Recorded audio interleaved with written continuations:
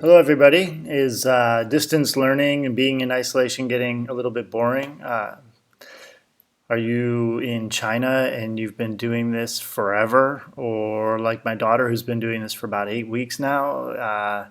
It can be tough.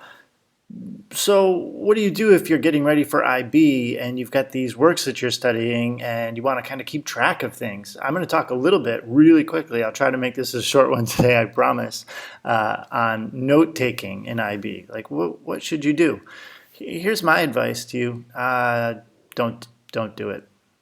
To be honest, I would rather just have you be reading. Just read, do whatever it takes to enjoy the work and to immerse yourself into it and just go. What I think is really important is that you do what works best for you, because there's a direct correlation between required note taking and dropping a book. I think there's no worse way to encourage reading than to say, like, here's a book. Now you have to find at least 5 passages that are interesting to you, and you have to have a response to each one. It's like, oh, it's busy work and it's hard. And then you find something you genuinely like, but you're like, nah, I have to write about it. And if there's a required number of words, it's tough. So I would say do what works for you. But, there's always a but, isn't there?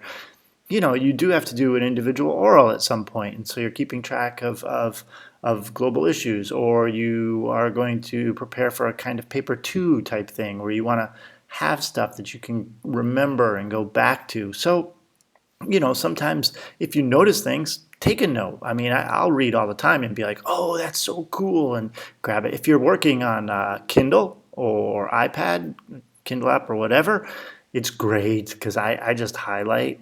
I don't even write in a note. I just highlight in it and it saves my highlights, or I type something really quick and it saves it and I can go back to it. So that's super awesome. But I'm going to show you 3 different things really quickly.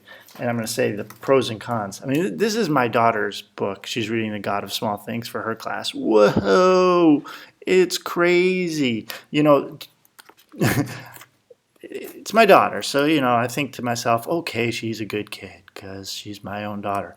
I don't work like that. I can't put that many notes in, but it works for her. She notices things and she tabs them, and it warms a teacher's heart to see something like that. You're like, whoa, look at, they're picking it apart, and I'm like, okay, I don't want to require it. She likes it. It works for her. It's what she finds a way of keeping track of things in her mind. So that's great. I think when you're writing a paper, it's different. Like here, I'll show you. I mean, this is a book. Can you see it? It's a crazy book with footnotes and all these things. And these are my notes on it, a little more sloppy. It's like different colors, upside down, circling random things. I tend to only do this when I'm writing a paper. I wrote a paper on this book, House of Leaves by Mark Danielewski. It's really kind of cool if you're into sort of strange textual, paratextual games and footnotes and upside down text and everything. This is something to read, and it's really fun, kind of a cult classic. Look it up online, Mark Danielewski's House of Leaves.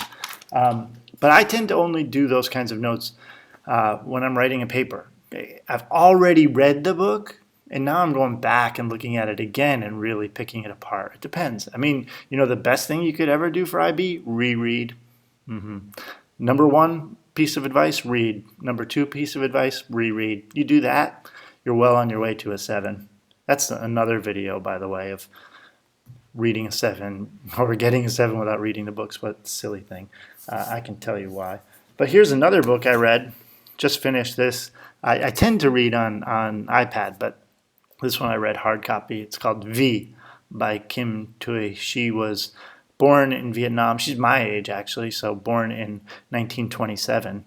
But she and her family left Vietnam right at the end of the war with the United States. And then she went to Canada, to Montreal, and she's a French speaker. So she wrote this book in French, and it's been translated into English. But it's about her experience in Canada and returning to Vietnam, and her experience actually hanging out in the neighborhood right where I live. But look at the notes in this. I'll show you. Nothing. Why nothing? Nothing because I was just reading it and enjoying it. I wasn't going to teach it. I wasn't going to write a paper about it.